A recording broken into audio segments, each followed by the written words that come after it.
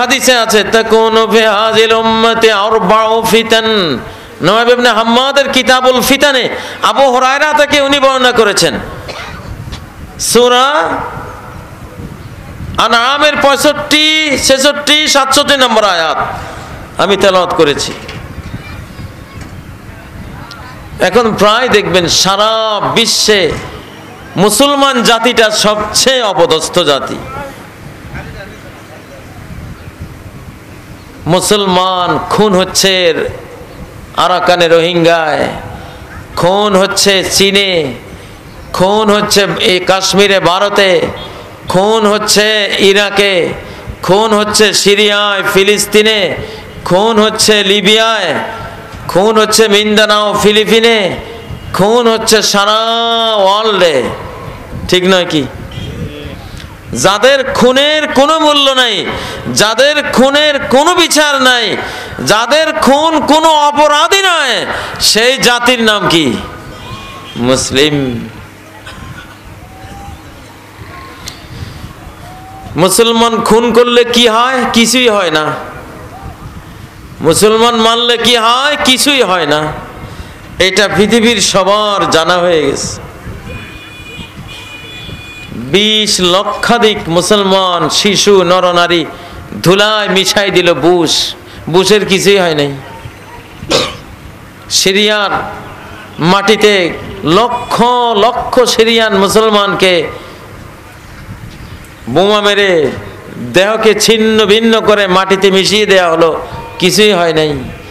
বিশ্বের বেঈমানরা জেনে গেছে মুসলমান মানলে কিছুই হয় না।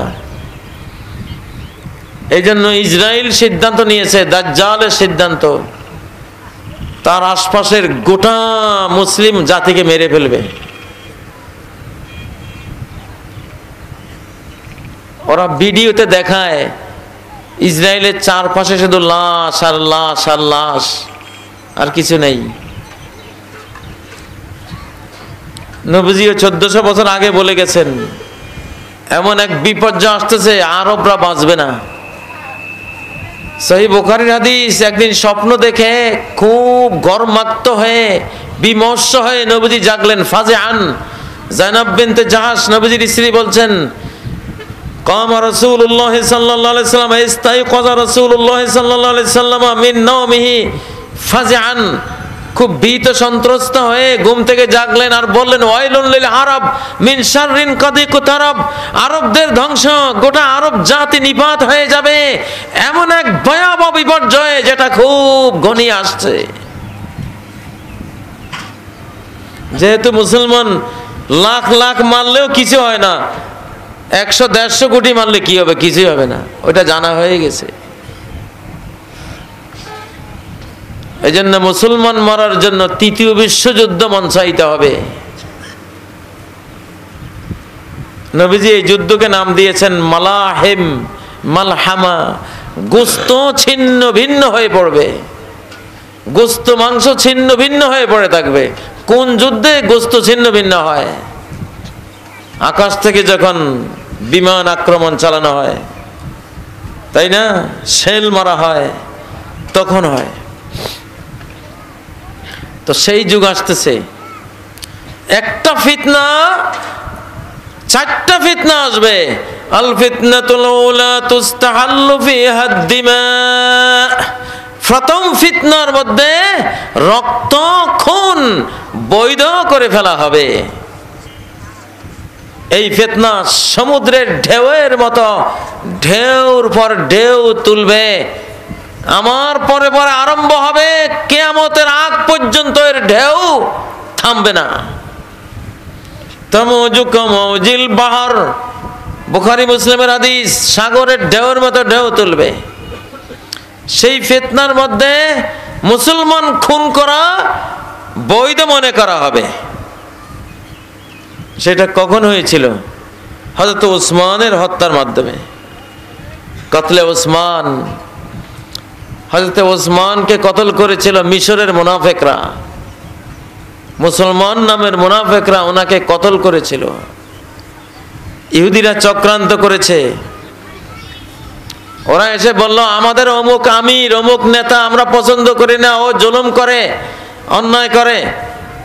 হযরত উসমান চিঠি লিখে দিলেন যে তাহলে ওই আমিরকে, কর্মকর্তাকে আমি সাসপেন্ড করলাম, বরখাস্ত করলাম, তোমরা যাকে চাও তাকে তোমাদের কর্মকর্তা নিয়োগ দিয়ে দিলাম।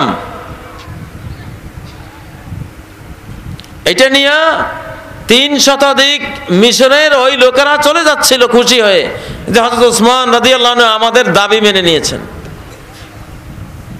অপরদিকে ইহুদি আব্দুল্লাহ ইবনে সাবা মদিনার কিছু মুনাফিকের সাহায্যে একটা গোপন চিঠি লিখলো।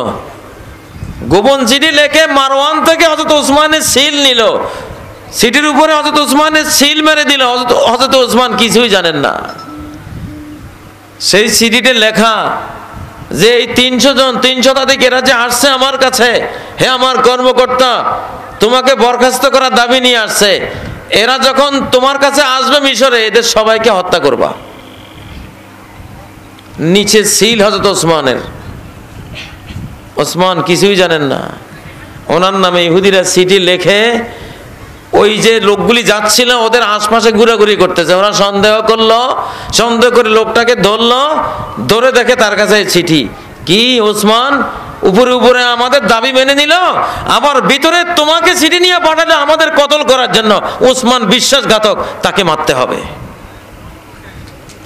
এই তারা আবার উল্টা ফেরত আসলো। ফেরত এসে মদিনায় হযরত উসমানকে ঘেরাও করলো। হযরত উসমানের যে সৈন্যবাহিনী ছিল এরকম 3 কোটি মুনাফিক উনি মেরে ফেলতে পারতেন, কিন্তু হযরত উসমান বললেন মুসলিম জাতির প্রথম খুন উসমানের হাতে ঝরবে না। উনি জানতেন এই জাতির প্রথম খুন যে ঘটাবে, সেই খুনের পরে কিয়ামত পর্যন্ত ওই তলোয়ার আর ক্ষান্ত হবে না। ঢেউয়ের পর ঢেউ, খুনের ঢেউ উম্মতের মধ্যে উঠতেই থাকবে কিয়ামত পর্যন্ত, থামবে না। এই জন্য হযরত উসমান নিজের শাহাদাত কবুল করে নিয়েছেন, কিন্তু মুসলমানকে মারেন নাই। নামকাও আসতে মুসলমান, ওদেরকে খুন করার আদেশ, অনুমতি কাউকে দেন নাই। ওরাই হযরত উসমানকে কতল করলো। ও ভাইরা, এই যে তলোয়ার পড়লো মুসলিম সমাজে, এই ফিতনা আর থামলো না, থামবে না আর কোনোদিন। উম্মত যখন পাপে লিপ্ত হবে, গুনাহে লিপ্ত হবে, বেদাতে লিপ্ত হবে। আউয়ালু বিদআতিন হাদাসাত বা'দা রাসূলিল্লাহ সাল্লাল্লাহু আলাইহি সাল্লাম আশ-শিবা। রাসূলুল্লাহ সাল্লাল্লাহু আলাইহি সাল্লামের পরে প্রথম বেদাতটা কি ছিল? কি ছিল? আহলে হাদিস ভাইদের তো জানার কথা।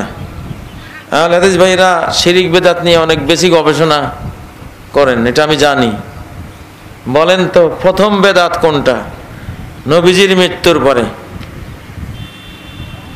আমি তো বলে দিছি আরবিতে, খেয়াল করেন নাই।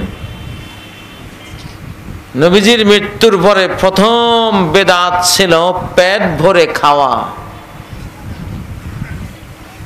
পেট ভরে খাওয়া।